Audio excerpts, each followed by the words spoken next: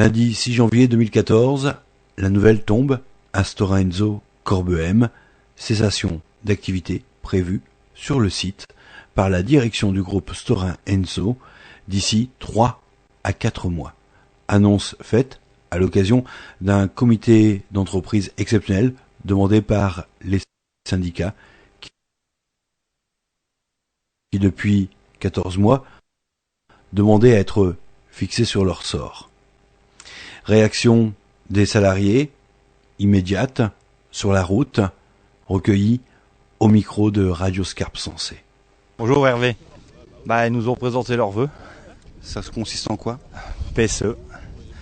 C'est-à-dire ? Arrêt d'usine pour normalement fin mai, début juin, avec négociation en cours, nouveau CE exceptionnel le 21 janvier. Puis après la suite normale de la PSE, quoi.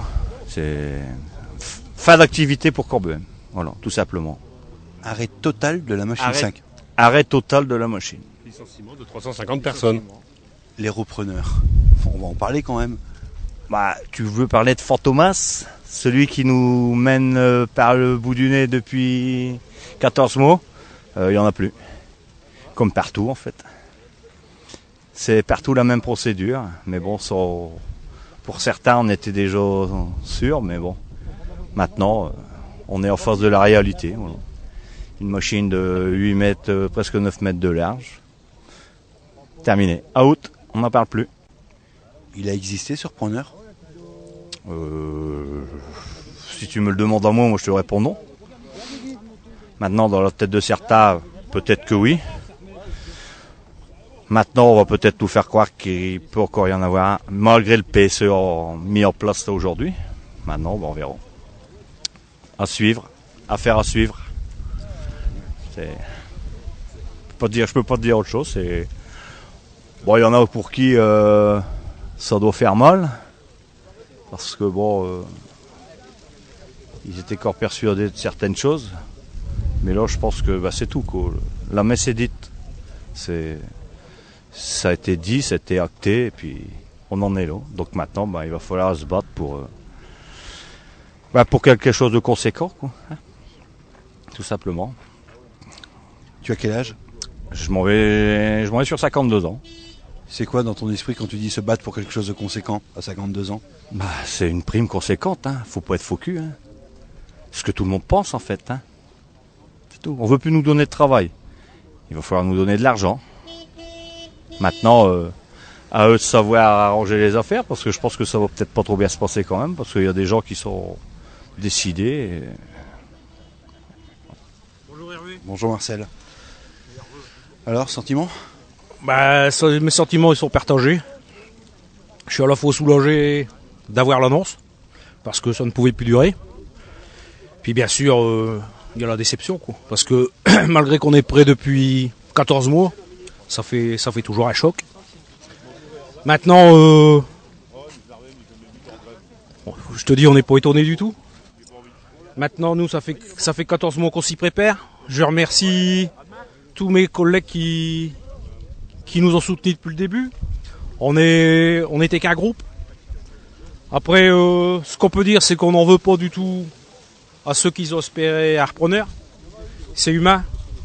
Par contre, c'est plus délicat de tolérer une réconciliation avec les gens qui nous ont tapé dans le dos. Mais bon, l'heure est au rassemblement.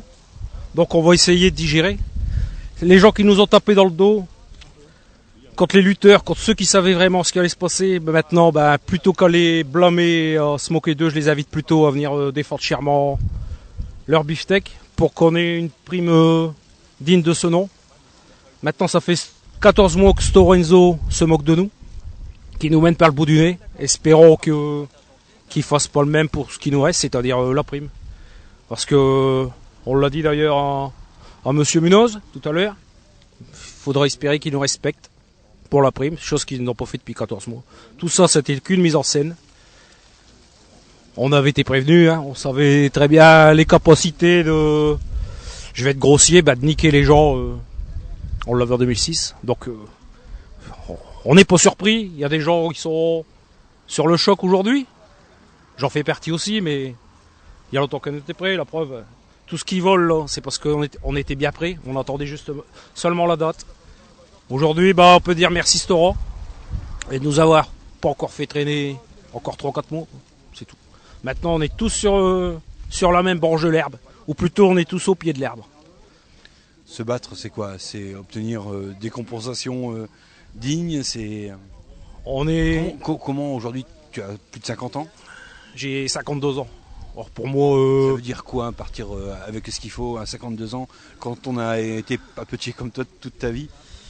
Ça veut dire que, comme pour moi, le travail dehors, c'est mort. Hein, on connaît la conjoncture du pays, de l'Europe, du monde même.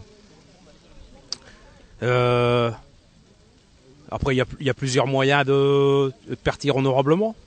Les syndicats peuvent négocier une pré-retraite jusqu'à la retraite. Un salaire jusqu'à la retraite. Stora l'a fait, d'après ce que j'ai déjà entendu, Stora l'a fait. Alors une prime conséquente, digne de ce nom, qu'on ait les reins couverts pour 4-5 ans. Et même pour les plus jeunes, c'est pareil. Les plus jeunes depuis le début sont ceux qui sont battus le plus. Avec les gens comme moi qui avaient vu clair. Parce que les plus jeunes, ils viennent de la rue. Et ils savent comment ça se passe. Et ils avaient eu un peu la chance de rentrer ici. Pour eux, leur avenir était tracé. Donc ils voulaient pas retourner à la rue. Donc ils se sont battus depuis le début parce qu'ils savaient qu'ils allaient retourner. Eux, ils savent où ils vont. Donc moi je dirais une prime uniforme pour tout le monde pareil. Il n'y a pas de raison qu'un gars qui est là depuis 2 ans, que sa vie elle est brisée autant qu'un ancien. C'est tout. Maintenant, il n'y a plus que ça. Faut se battre pour du pognon, le plus possible. S'ils se moquent pas de nous, ça sera calme. S'ils se moquent de nous, là il y aura le rapport de force. Parce que on n'est pas déterminé à se laisser faire. On mérite pas ça. C'est comme pour moi, 32 ans de poste, c'est plus de 5500 week-ends, c'est plus de 5000 nuits, on peut pas oublier ça quoi. C'est des heures et des heures de sueur, de bourrage de machine. Enfin, tu connais peut-être pas trop le métier, mais on peut pas oublier ça. Alors, qui nous respecte, sinon ça risque de mal se passer. De toute manière, on est déterminés. C'est pas des menaces. Hein. On veut seulement qu'on nous respecte. Faut voir les négociations qui vont avoir lieu, à combien qu'ils vont mettre la berre, mais on n'est pas pour accepter n'importe quoi. Et les syndicats sont des gens courants qu'on n'accepte pas n'importe quoi. Dis-moi un petit peu, dans la lutte, à côté de toi, depuis 14 mois, il y a Anita, ton épouse. Oui. Elle est où aujourd'hui? La voilà. Elle vient d'avoir les infos sur FR3, là. La voilà qui arrive. Bon, maintenant, ça va se décider, hein. Il y a beaucoup plus de gens qui vont venir. Maintenant qu'on est tous au pied de l'herbe. Il y a encore des gens ce matin qui croyaient pas ce qui allait nous arriver aujourd'hui. Il y a encore des gens hier il y avait un mouvement de grève de lancer aujourd'hui pour 11h. Il y a encore des gens hier qui étaient pas prêts à faire grève. Mais ça je le conçois, ça je le comprends. Les gens qu'ils ont espéré jusqu'au bout, si ça les a aidés pendant 1 an, ça les a aidés. Nous on est dedans depuis 1 an, ça nous semblait long. On n'a pas pété les plombs. On pouvait pas se permettre de les péter. On va essayer de pas encore les péter là, mais faut que le groupe nous respecte. Maintenant, c'est respect du groupe. Je le répète, respect du groupe. C'est-à-dire que s'ils nous traitent pour la prime, comme ils viennent de nous traiter depuis 1 an, en nous rencontrant des ragots, en faisant toute une mise en scène, et en se couvrant également de chercher un repreneur, qui est la loi française maintenant, s'ils nous respectent pas, là, c'est risque dans les molles. Et on voudrait pas en arriver là, c'est tout. Maintenant, faut voir où on va démarrer, mais connaissant le groupe, je pense pas qu'ils vont nous faire de cadeaux. Ils ont bradé la vie et de 600 familles il y a 7 ans. Et là, ils recommencent avec 350 familles, plus tous les extérieurs. Voilà. Et le problème qu'il y a eu dans cette usine, depuis 1 an, c'est que beaucoup ont oublié les copains qui ont été licenciés en 2006. Moi, j'ai encore des collègues qui sont sur la paille de 2006. Et je les ai jamais oubliés. Et en plus, ça fait 3-4 ans que je suis persuadé que c'est une fermeture en 2 étapes. Je me suis pas trompé. Alors, je dis, mes sentiments sont partagés. Je suis à la fois fier de ne pas être trompé, mais j'aurais préféré être entendu en disant celui-là il a raconté des conneries. Mais malheureusement, La réalité, elle rattrape toujours tout le monde. Il y a 6 ans de ça, on n'imaginait pas Corbehem sans les 2 machines 3 et 4, et là, il n'y a plus Voilà. rien. T'imagines maintenant cette machine 5, voilà, l'avenir de ce site, c'est quoi? Le 25 octobre 2006, personne n'imaginait la fermeture de la machine 4. La 3, on avait des soupçons. Elle était un peu obsolète. C'était encore une bonne machine quand même. Mais la 4, elle a fermé. Et les gens, le 23 octobre 2012, ont fait la même erreur. Ils n'ont pas voulu accepter la fermeture de la machine 5. C'est une machine exceptionnelle, bourrée de technologie. C'est vrai que quand on voit une telle machine, on ne peut pas imaginer un seul instant laisser partir ça. On ne peut pas l'imaginer, mais la réalité, elle est là. On vit dans un monde pourri où il n'y a plus le fric qui compte. Le fric, le surfric. Et on est prêt à braver n'importe quoi. C'est dingue, c'est du gâchis. Le monde industriel maintenant, c'est du gâchis. Puis du gâchis humain aussi. Toujours dans l'actualité sociale, on apprend de sources syndicales la fermeture au mois de juin prochain de la papeterie Stora Enso de Corbehem dans le Pas-de-Calais. Elle emploie 350 personnes, il n'y aurait pas de repreneur. Et puis sachez que 2 dirigeants de l'usine Goodyear d'Amiens-Nord sont séquestrés depuis ce matin par des syndicalistes. Voilà, le jour J est arrivé, nous on le savait depuis l'annonce, quoi, quelque part. Ça sentait pas bon, puis c'était plus qu'inquiétant, et c'est une stratégie du groupe qui fait qu'aujourd'hui, on en est là, voilà, les dés sont jetés, cessation d'activité pour juin, et puis PSE qui se meurt tout doucement. Donc c'est une honte. Parce que pour mon compte personnel, et ainsi que d'autres personnes, le groupe, soi-disant, d'après ses dires, cherche encore, a toujours cherché, mais non, pour moi, et ainsi que d'autres personnes, on pense fortement que le groupe a fait des pieds et des mains pour qu'il n'y ait aucun repreneur, aucun. Et ça, c'est certain. On me le fera pas enlever de la tête, et c'est comme ça. Mais c'est quand même malheureux d'en arriver là. Voilà. Donc les fêtes sont passées, on vient d'apprendre la nouvelle, et puis ça continue. Que va-t-il se passer cette année à notre âge? On sait faire que du papier depuis 30 ans. La crise, la conjoncture, il n'y a plus de travail. On est dans une région qui est bien sinistrée, donc qu'allons-nous devenir? On verra bien, une chose à la fois. Là maintenant, on va se battre pour un PSE, quoique l'argent, on n'en a rien à faire. Hein. Mais maintenant, il faut en parler, les dés sont jetés. Donc espérons que nous aurons un PSE digne du nom. Quoi. Puis par rapport à tout le savoir-faire qu'on a apporté, le travail que nous avons donné pendant toutes ces années. Voilà. On imagine difficilement quand même Corbehem, ici, le secteur sans la papeterie. Et oui, ce matin, c'est ce que, j'ai encore eu des propos virulents, on va pas me changer, hein, j'arrive pas à me contrôler, mais j'espère que je vais pas faire de conneries, mais c'est ce que je dis mot pour mot à M. Munoz. C'est une honte de la part du groupe, un site comme le nôtre, une machine aussi performante, avec toutes les qualités qu'elle peut avoir dans tous les domaines, hein, la technicité, la rapidité, dans tous les domaines, on faisait ce que l'on voulait, du papier, on changeait de grammage comme on voulait. Non, c'est un outil très très très performant. Et ce qui nous met encore d'autant plus en colère, c'est que d'après les dires, tous les imprimeurs français, on peut les fournir et on n'en aurait pas assez de ce que l'on produit en réseau de 300 000 tonnes à l'année. Donc elle peut tourner cette machine. Et ça c'est vraiment... Non, moi je me suis pas gêné à le dire à M. Munoz que c'est une honte vis-à-vis du groupe. Il a décidé d'arrêter cette machine et il y est arrivé. Mais c'est impensable. Encore moi hier, nous étions de l'après-midi, on a eu des problèmes mécaniques qui a fait que la machine est arrêtée, mais on ne croit pas, on n'y croit pas, mais non. Aujourd'hui, hélas, le coup près est tombé, cette machine ne tournera plus. Voilà. Je suis comme je suis, je donnerai ce que j'ai pas, mais moi je suis très rancunier et j'en veux au groupe. Je leur en veux, mais j'ai une haine envers eux, c'est pas possible parce que il y a 350 emplois menacés directs, plus 600, donc ça fait un total de 1000. C'est impensable. Tout ça pour ces stratégies, c'est pour les financiers, c'est pour l'argent, c'est une honte. Donc moi je suis, il y a des fichiers incontrôlables, mais les collègues sont là pour me retenir un petit peu, mais j'ai peur de ce qui va arriver dans les jours à venir. Moi je le fais montrer, mais ce qui est d'autant plus inquiétant, c'est que d'autres personnes n'en passent pas plus et se contiennent. Mais là, aujourd'hui, ça va leur faire tout drôle. Et ces gens-là, je pense qu'ils risquent de passer ou de faire des conneries. Mais moi, je lui dis de vive voix à M. Munoz qu'il fallait un PSE digne du nom, digne de nous, par rapport à tous les efforts que nous avons apportés pendant toutes ces années. Malheureusement, l'argent, on n'en a rien à faire, mais aujourd'hui, on en est là. Il faut parler d'un PSE. Donc, le groupe, j'ai même demandé à M. Munoz. J'ai dit, M. Munoz, une petite question. J'ai dit, dites-moi un petit peu quels sont les bénéfices engendrés en 2013 par le groupe Stora Enso. Non, vaut mieux pas les savoir. On va les savoir, on le sait. C'est colossal. Donc, maintenant, les 350 emplois sur le carreau, faut qu'on nous recase, il faut nous reclasser, il faut penser à notre avenir parce qu'il n'est pas beau. Et oui, je suis très très très en colère et puis je ne me suis pas caché de le faire dire directement à M. Faker, à M. Minos ce matin.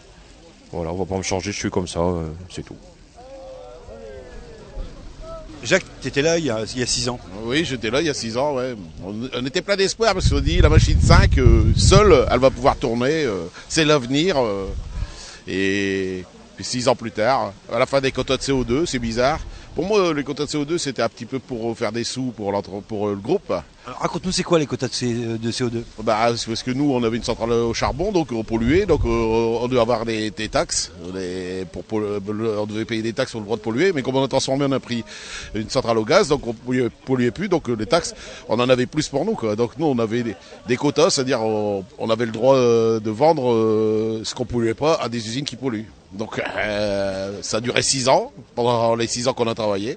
Puis maintenant, comme c'est fini, bah, l'usine elle termine aussi, c'est fini aussi. Moi je pense que c'est ça. Mais c'est rien, ils nous ont dit que on était des travailleurs et puis qu'on y croyait. J'y crois toujours. Hein. Je crois toujours que nous a berné. Ouais, c'est ce que j'ai cru en 2006, puis, et je vois que c'est ce qui s'est passé. Aujourd'hui, qu'est-ce qui va se passer dans les semaines à venir là ? Bah là, ils vont faire le plan social, avec le nouveau plan social, donc là c'est plié, hein, parce que le patron a le droit de licencier comme il veut maintenant, il n'y a plus de problème. Hein. Et les réunions donnent même plus notre avis après les livres, le livre 1, livre 2, donc 4 mois au maximum, c'est fermé. Et moi je pense que ce qui va se passer, j'espère qu'on va se battre pour avoir de l'argent, parce que du travail je pense pas, il n'y en a pas. Il n'y a pas de travail. Puis surtout la moyenne d'âge, ici à l'usine, c'est 50 ans. Qu'est-ce qu'il vous reste à négocier pour avoir de l'argent ? Comment faire payer Stora pour avoir une prime de licenciement digne des années de travail dans l'usine ? Alors là, faudra se battre. Hein. Se battre, on ne sait pas encore. Il faudrait qu'on se réunisse pour dire comment on va se battre, mais on va se battre. Hein. Ça c'est sûr, on se battra pour notre argent. Hein. Ils doivent nous donner déjà un minimum, c'est, minimum, vraiment le strict minimum, c'est ce que les gens ont eu en 2006, plus ce qu'ils ont attaqué. Donc c'est 150 000 € par personne. C'est le minimum, moi je trouve. Parce que moi je dis, si j'ai donné 6 ans en plus de ma vie, j'aurais pu partir à 45 ans, j'aurais encore peut-être trouvé du boulot, mais là j'ai 53 ans, j'aurais pas de boulot. Hein. Parce que à mon âge, il y a pas de... Si, on doit travailler jusqu'à 65, mais il n'y a pas de boulot pour ceux qui ont plus de 50 ans. Donc voilà. Donc il va falloir qu'ils nous donnent une compensation. Moi je dis, ou alors qu'ils nous payent jusqu'à notre retraite. Stora, il a rien couvert. Hein. Il a fait 300 millions de bénéfices encore cette année. T'as des enfants, Jacques ? Oui, j'ai 2 enfants, ouais. Donc quel âge ? Il y a 30 ans et 29 ans, dont un qui travaille ici, qui travaille à Corbehem aussi. Donc lui aussi au chômage comme moi.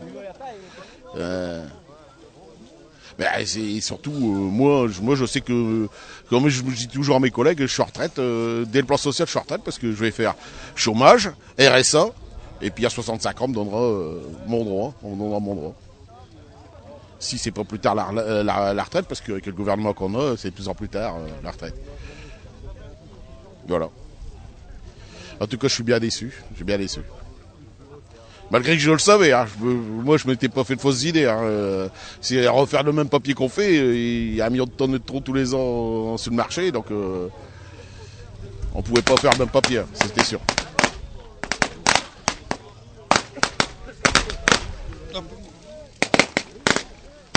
On attend d'avoir les documents en main et on attend que les salariés nous soutiennent pour qu'on puisse obtenir le maximum de ce qu'on pourra nous donner. À savoir que l'entreprise Stora Enso mondiale a fait des milliards de bénéfices et qu'elle se doit obligatoirement de remercier dignement ses salariés.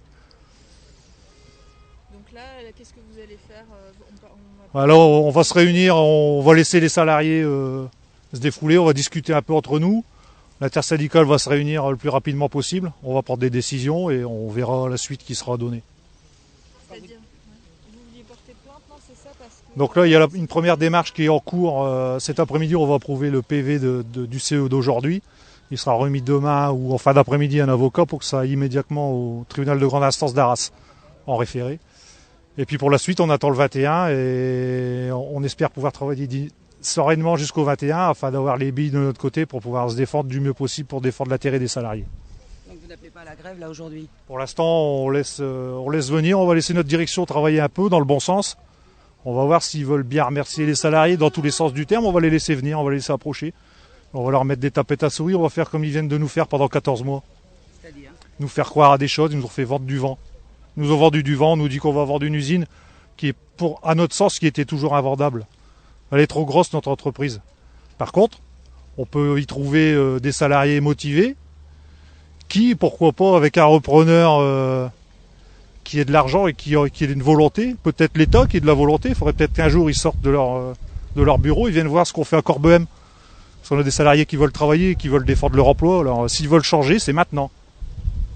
Justement, les repreneurs, ceux qui n'ont pas finalement voulu de cette machine, on vous a enfin donné des noms Non, on n'a toujours pas de nom. C'est pour ça que nous, à l'heure actuelle, représentants des salariés, on sait très bien qu'on nous vend. On ne sait pas ce qu'on nous vend. Donc c'est pour ça que la démarche d'aujourd'hui, c'est de les mettre au tribunal afin d'obtenir tous les papiers qui ont été faits depuis 14 mois avec des cabinets qui ont été pris de droite, de gauche, pour savoir vraiment ce qui a été fait. Et pourquoi pas nous voir si vraiment ils ont cherché personne, peut-être que nous on trouvera quelqu'un. Avec les salariés, on peut peut-être trouver quelqu'un. Pourquoi pas? On ne sait pas. On est peut-être plus intelligent que le groupe Stora Enso. C'est une volonté pour eux de fermer le site. Nous, on a une volonté de le maintenir. On ne sait jamais. Volonté de fermer parce qu'ils ne voudraient pas de concurrents. On ne sait pas, on n'est pas au courant de clauses de concurrence ou non concurrence. Ce qu'on sait, c'est qu'ils font des milliards de bénéfices et qu'ils veulent mettre 350 salariés sous le carreau. Ça, on le sait. Maintenant, on le sait. Mais on va se défendre dignement, croyez-moi. Mais pas avant le 21 janvier, là, pour l'instant. On va prendre des décisions nécessaires. Vous serez tenus au courant. Il n'y a aucun souci. Mais croyez-moi, on va leur envoyer la balle. Il n'y a pas de problème. S'il faut mettre des bonnets rouges, on mettra des bonnets rouges. Et on ira avec les Bretons, il n'y a pas de souci. S'il faut se faire entendre au plus haut niveau de l'État, on le fera. Et on ira chercher les gens dans les autres entreprises aussi. Pourquoi pas? Il y a tellement d'entreprises en difficulté. Nous posions la question dans les titres. Quel avenir pour les 342 salariés de Stora Enso à Corbehem, dans le Douaisis? La papeterie attendait un repreneur. Un comité d'entreprise extraordinaire a lieu en ce moment même entre représentants du personnel et direction. Une actualité à suivre dans notre édition de 19h. Alors Christelle, ben voilà. C'est fini. C'est la fin du mois. Par contre, je vois mal comment on va pouvoir continuer à avoir le goût de travailler comme ça. Vous croyez pas que c'est inhumain de demander qu'on continue de travailler dans ce contexte-là? Moi, je pense. Parce que le groupe demande à ce que la machine, elle tourne. Tout à fait. Il faut honorer les commandes. Alors, c'est tout pour eux, rien pour les autres. On voit bien les gros industriels, les gros groupes internationaux, complètement inhumains. Il n'y a que l'argent qui compte. Il y a de la colère aujourd'hui. Hein. Ouais, pas que ça, de l'écœurement. Pourtant, on le savait. Hein. On se doutait bien qu'on allait droit vers ça, mais quand ça tombe, ouais, il y a de la colère, de l'écœurement. C'est difficile à dire. Qu'est-ce qui reste à discuter aujourd'hui avec Stora Enso? Obtenir le maximum d'argent, parce que c'est tout à fait normal qu'on parte dignement. Au moins la même chose qu'en 2006, je pense, parce qu'après tout, on a continué dans la lancée, mais on savait très bien que ça allait sûrement pas durer très longtemps. On a peut-être bénéficié, grâce aux quotas de CO2, etc., d'allongement parce qu'on était encore profitable. Maintenant qu'on ne l'est plus, on nous lâche. On préfère nous lâcher plutôt que lâcher l'Allemagne ou la Finlande ou la Suède. C'est nous, les petits Français, comme ça a toujours été, quoi. Avec nous, c'est facile de faire des essais, de faire de l'épicerie. Nous, on pouvait tout faire. Et puis, et on est les premiers à compatir de la situation. Voilà pourquoi tant d'écœurement. Et on savait depuis le début qu'on se fout de nous. Et pourtant, on continue quand même par conscience professionnelle. Alors, quand on parle des Français, on peut dire tout ce qu'on veut, mais je ne sais pas si dans beaucoup de pays, ils auraient fait ça. Maintenant, on verra. Je sais pas trop l'avenir et les décisions qui seront prises. Mais en tout cas, ça va être difficile. Vous faisiez quoi dans l'usine et depuis combien de temps? Moi, ça fait 24 ans que j'y suis. Je faisais assistante, j'ai commencé aux achats, ensuite en production. Dernièrement, depuis 2006, j'ai fait pas mal de postes différents parce que, comme un pion, quoi, en fait, là où il y a de la place, on est. Et voilà. Vous avez des enfants? Oui, j'ai un fils qui a 16 ans et une certaine peur de l'avenir quand même parce que dans le bassin minier ici, l'emploi il est pas mirobolant. En plus, il y a beaucoup de monde dans le Nord Pas-de-Calais et beaucoup de chômage, taux de chômage élevé. Je crois que la seule manière c'est de bouger. Donc c'est tout un changement de vie. Après, il y aura beaucoup de choses, beaucoup de décisions à prendre. Et puis un moral quand même entamé depuis plus d'1 an. C'est limite inhumain. C'est vraiment inhumain de faire ça. On est loin de penser à chaque fois à l'humain. Vous avez parlé au cours de différentes réunions de harcèlement, voire de torture. Hein. Oui, moi je crois que les syndicats, ils ont raison. En plus, je suis solidaire avec eux. Je trouve qu'ils ont plutôt bien mené leur barque depuis le début. Ils n'ont pas fait n'importe quoi. Ils essayent de se servir de la loi française et correctement et de ne pas faire n'importe quoi. Donc je trouve que c'est tout à leur honneur. Tout à notre honneur aussi ici d'être digne et de ne pas faire de choses qui pourraient nous être négatives. Ça sert à rien de toute façon. Après, ça servirait plutôt le groupe que nous-mêmes. Et oui, c'est vraiment inhumain. C'est du harcèlement. Moi, je crois que en parlant en ce moment de risques psychosociaux, il faut y penser. On est en plein dedans. En France, on a soulevé ce problème des risques psychosociaux. Nous, on est en plein dedans et au début. Donc, il faut y aller. Il faut montrer des exemples concrets de ces risques psychosociaux et on en est l'exemple vivant. Et en plus, même pas à cause d'un groupe français, à cause de groupes internationaux qui font n'importe quoi de gens dans tous les pays. Chez qui il existe une charte éthique du reste. Tout à fait. Mais alors là, ça ne se concrétise pas sur le terrain. C'est que du papier. Donc, bon, voilà.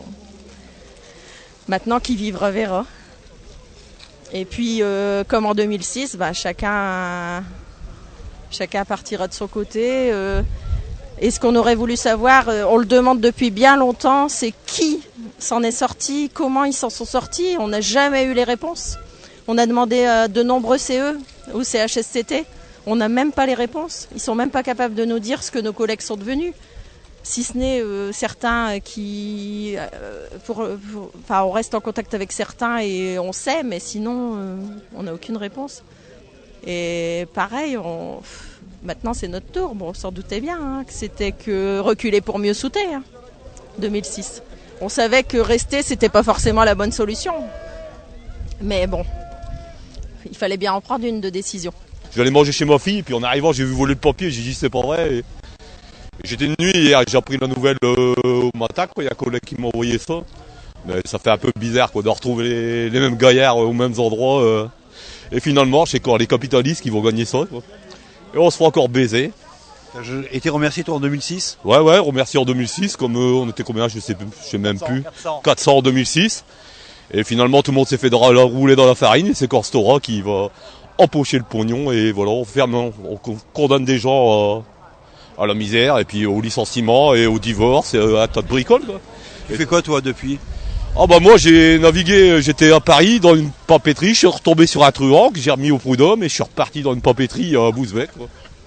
Ouais, mais sinon moi ça roule, moi ça va, c'est bon. Maintenant c'est aux gars là qu'il faut penser et puis c'est avec eux qu'il faut être quoi. Parce que ils ont un outil de travail, on ne pourra pas dire que l'outil de travail est usagé, qui est obsolète ou tout ce qu'ils veulent. C'est une Formule 1 et on la ferme alors. Ça prouve que bien que c'est encore le pognon qui gagne et qui gagne et qui gagne et qui gagne et qui gagne. Sorte de rouleau compresseur fait pour écraser les gens et engraisser des actionnaires là, avec leur ROS et leur 15% de rendement et ils nous baissent de tous les côtés quoi. Et ça on n'en sort pas. Et on n'en sort pas. Et c'est comme c'est parti pour un long moment, je crois. Et c'est pas le bonhomme qui est en haut qui va changer quoi que ce soit. Hein. Ils peuvent parader en marinière et en tout ce qu'ils veulent, on sera toujours niqués. On est toujours les pions sur l'échiquier et les premiers à tomber. Alors. Et ils feront tout. Et ce sera toujours comme ça. Corbehem, actuellement, déjà, 3 et 4, on a fait place nette là. Il reste la 5, on a du mal à imaginer le paysage sans cette machine. Bah oui, tout à fait. La machine, c'est toute notre vie, c'est la vie de plusieurs personnes, plusieurs salariés, plusieurs familles, sans compter les personnes de Stora Enso aussi. Il y a toutes les entreprises extérieures. Et pour nous, cette machine, elle nous appartient quand même assez pas mal de temps. Quoi. Depuis 90 qu'on a eu cette machine, on nous a retiré nos primes de participation, nos primes d'intéressement, tout ça pour pouvoir continuer à tourner avec cette machine et faire du rendement. Donc cette machine, elle nous appartient. On la laissera pas partir. C'est-à-dire que si même Stora ferme le site, la machine, elle est à vous. La machine, elle est à nous. Et elle restera à nous. Pour en faire quoi ? Pour en faire quoi ? Essayer de trouver, nous, éventuellement, des repreneurs avec les élus, et puis essayer d'avancer dans le bon sens. Et si on pourrait sauver quelques personnes pour faire tourner cette machine avec une autre personne, avec un autre groupe, pourquoi pas ? Réaction des salariés de l'usine Stora Enso Corbehem lundi 6 janvier au matin à l'annonce de la fermeture programmée du site par le groupe Stora Enso. Pour conclure cette émission, je vous propose tout de suite d'écouter Pierre Georget, maire de Vitry-en-Artois, conseiller régional, président de la communauté de communes aux Artistes-Marquion. Comme mes collègues Dominique Berthoud et Jean-Pierre Riquet, nous l'avons appris ce matin par la direction de Corbehem. Hein. C'est eux qui ont appelé pour dire qu'il allait y avoir une annonce dans la matinée, hein, pour dire que malheureusement on se dirige vers la fermeture du site, compte tenu qu'il n'y a pas de repreneurs et notamment d'investisseurs qui ont soutenu le repreneur pour la machine 5 de Stora. Je vous avoue que il y avait un signe précurseur, puisque le 30 décembre, je précise bien les dates, 30 décembre, j'ai essayé de joindre M. Munoz, qui est le directeur général Stora à Paris. Comme il ne décrochait pas, j'ai pas laissé de message. Néanmoins, j'ai pas abandonné. Le 31 décembre, je l'ai appelé également dans l'après-midi. Et là, je lui ai laissé le message. Donc, écoutez, moi, j'ai des rumeurs avant que la révolution éclate. J'aimerais bien que vous me rappeliez. Nous avons toujours été très corrects, notamment dans les appels et dans l'échange d'informations. Je suis très surpris, une fois de plus, du silence qui s'opère à Stora Enso, silence que je dénonce depuis maintenant 14 mois. Est-ce que vous voulez bien me rappeler ? Il ne m'a jamais rappelé. Bon. J'ai donc... Avant, il y avait quand même un dialogue qui se faisait. Il y avait un dialogue avant, bon, on l'aurait rappelé aussi, lui n'aurait pas rappelé, il aurait fait rappeler Monsieur Facker pour nous dire, bon, ben voilà où on en est aujourd'hui. On avait eu l'information en rumeur, mais jamais officiellement, que je dirais que l'investisseur, ce qu'on appelle le fonds de pension, n'accompagnait plus le repreneur. Hein. Ça, on avait su qu'il se désengageait, ceci étant avec l'information aussi que, bien entendu, il poursuivrait à nouveau leur recherche d'un nouvel investisseur. Voilà la seule chose, qui n'était pas une information officielle, mais simplement donc une rumeur. Et d'ailleurs, ce soir-là, je me suis permis le 31 décembre d'appeler Christophe Sauvage par respect et pour le partenariat qu'on a toujours eu la confiance avec l'intersyndicale pour lui dire, j'ai essayé d'avoir M. Munoz par 2 fois, je lui ai laissé un message sur son répondable, mais je n'ai toujours pas eu de réponse. Et au moment où je vous parle, il ne m'a toujours pas appelé. Aujourd'hui, est-ce que vous avez l'impression que Stora a véritablement recherché toutes les pistes possibles, parce qu'on sait très bien qu'il se donnait la possibilité d'écarter des repreneurs qui ne leur correspondaient pas. Il y a encore une place aujourd'hui, parce qu'il y a des salariés qui nous disent, mais peut-être que nous, on peut trouver le repreneur que Stora ne voulait pas, et on va avoir besoin à ce moment-là d'être aidé. Et, entre autres, on appelle là forcément la région à l'aide. Oui, bon, il peut encore y avoir des repreneurs sur le site. Je dis pas un repreneur des 300, peut-être 50 salariés. Il peut y avoir un repreneur. D'autres candidats se fassent connaître maintenant qu'il n'y a pas d'autres repreneurs. Moi, la seule chose qui m'a interpellé, je l'ai dit 3 fois à Monsieur Karvinen, quand nous sommes à l'Helsinki, j'ai dit, moi, je veux bien la confidentialité du repreneur. Moi, je veux bien la confidentialité de l'investisseur. Mais si vous n'avez pas confiance au territoire de la communauté de communes d'artistes, je vous rappelle quand même que la compétence économique est une compétence obligatoire. Alors quoi qu'il en soit, c'est pas du voyeurisme économique. Comment peut-on s'inscrire comme repreneur, comme investisseur, en ignorant l'environnement économique. C'est-à-dire que nous, on peut être des relais auprès de la région. Je ne suis qu'un modeste conseiller régional, mais on peut relier auprès de la région. On a réaffirmé le besoin de rencontrer le ministre Arnaud Montebourg, même pas plus tard que samedi matin, dans un échange avec Jean-Jacques Cottel, député, je lui ai demandé de relancer auprès du cabinet de M. Montebourg un entretien avec le ministre. Voilà. Mais je lui ai dit, M. Carbinian, expliquez-moi pourquoi on ne peut pas être informé qu'il y a un repreneur. Moi, je suis repreneur d'une entreprise, je me fais voir, où en sont les taxes, je veux dire, la contribution territoriale économique, où en est le coût de l'énergie, qu'est-ce qu'on va avoir avec ce futur port intérieur, quelles sont, les aides que peuvent apporter et la région et l'État, puisqu'une enveloppe était dégagée par le ministre de redressement productif. Dit tous ces éléments financiers importants, on nous ignore. Moi, j'ai du mal à vous suivre et j'ai du mal à vous croire. Et il y a une deuxième chose qui me surprend, c'est que vous venez de nous faire une démonstration que l'industrie papetière mondiale est en difficulté, plus encore sur le plan européen, et que finalement on va retrouver, un repreneur qui ne sera pas Stora Enso, mais qui sera un concurrent. Vous n'avez jamais accepté un concurrent sur le site. On a l'exemple de la machine 3 et 4. J'ai du mal à vous croire. Je vous dis tout de suite que moi j'émets un doute par rapport à vos déclarations. Puis maintenant, une troisième question, M. Carbinian. Même éventuellement, si j'étais un apôtre du rêve, pour faire quel produit? Parce qu'il faut bien un produit. Le repreneur va faire quel produit au moment où vous nous faites la démonstration d'une industrie papetière malade? Voilà les questions auxquelles je n'ai jamais eu d'ailleurs de réponse. Aujourd'hui, 350 salariés directement employés par Stora Enso. Les sous-traitants, quelle sera la place cette fois-ci de l'accompagnement de la collectivité auprès de ces personnes pour qui l'avenir risque d'être bien compliqué? Malheureusement, sur ce territoire, on est trop initié à ces difficultés d'avant, pendant et d'après. Je rappelle, on a eu cela, la machine 3 et 4 de Stora Enso. On a eu les retombées de Métal Europe, on avait pas mal d'entreprises travaillant en régie.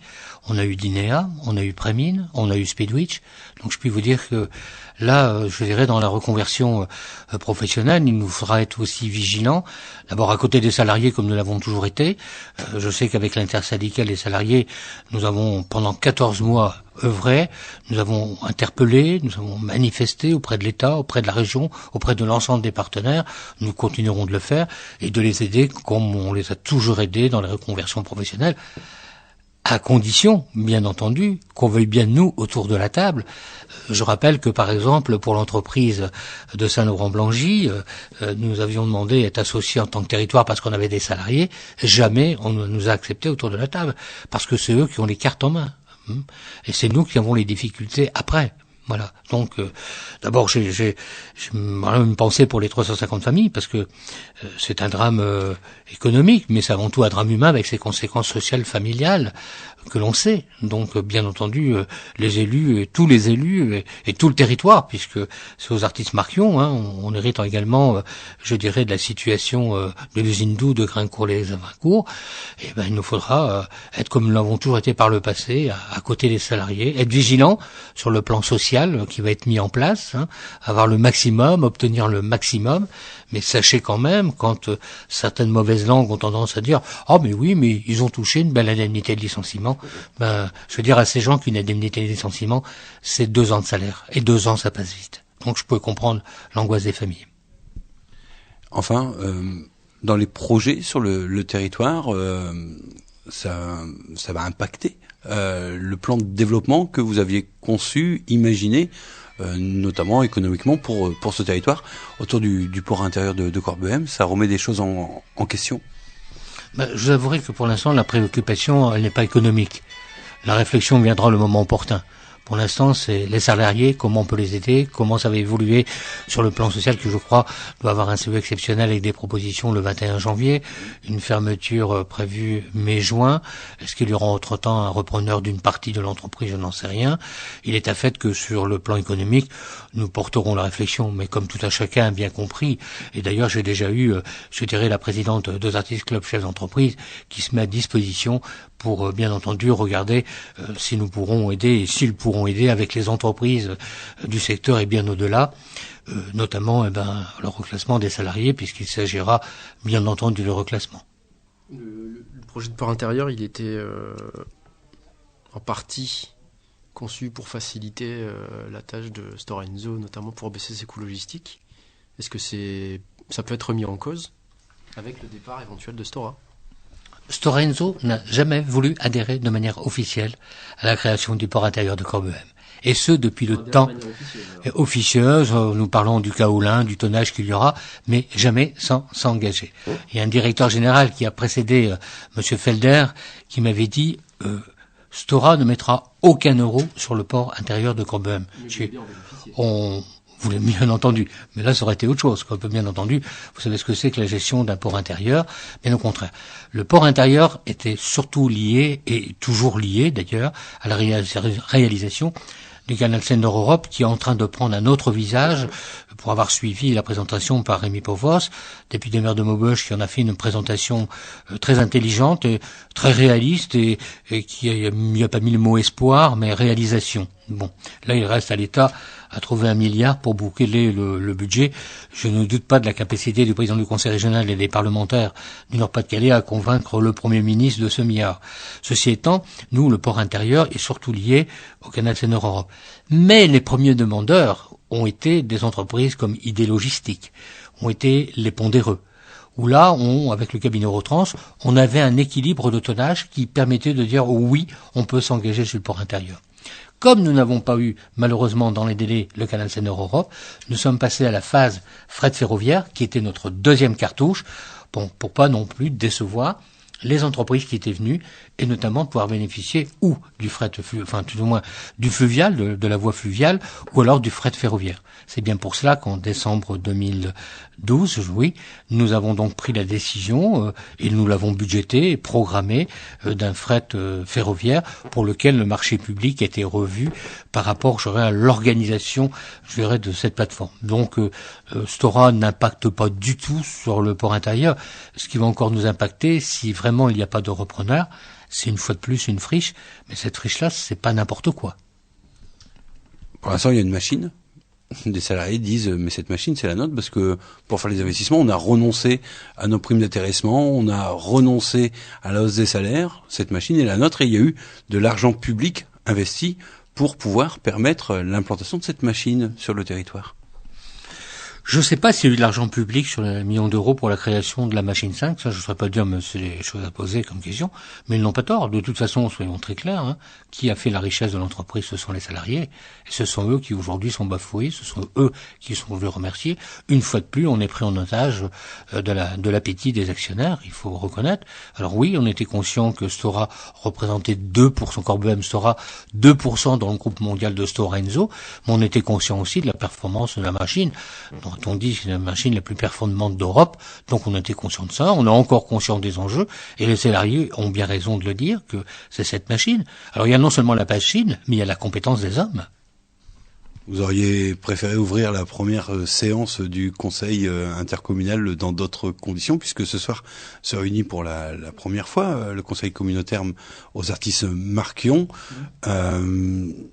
C'est l'histoire qui se répète, vous l'évoquiez tout à l'heure, la création des artistes, c'était en même temps que Solac également. Oui. Ah oui, non, mais on a eu tous des mauvais coups comme ça, quoi. Quand je dis que c'est la limite de l'écœurement, heureusement qu'on s'abandonne jamais à la fatalité et qu'on ne renonce jamais. À l'inverse des actionnaires qui avancent à visage masqué, nous on arrive toujours à visage découvert, avec à la fois les élus et les salariés et l'intersyndical. Mais c'est vrai, quand il arrive une mauvaise nouvelle comme ça, faut l'assumer, c'est pas évident. Ça contrarie, même si c'est une période transitoire, ce qui va se mettre en place ce soir, on va planter le décor, il y aura pas d'acte, ça c'est clair, compte tenu des 72 jours qu'il y a là. Mais néanmoins, bien sûr que ça contrarie, on aurait préféré que ce mariage soit aussi à la fois le mariage, je dirais, de deux territoires qui ont décidé d'entreprendre ensemble, et que ça aurait été aussi une annonce de dire, tiens, pour l'économie, c'est une bonne nouvelle aussi, on vient de nous annoncer un repreneur. J'aurais été le plus heureux des présidents. Pierre Georget, maire de Vitry-en-Artois, président de la communauté de communes aux artistes Marquion, conseiller régional, bien évidemment. Nous retournerons très vite auprès des salariés de Stora Enso Corbehem pour suivre l'avancée de ce dossier. La puce à l'oreille, c'est fini pour aujourd'hui. À bientôt sur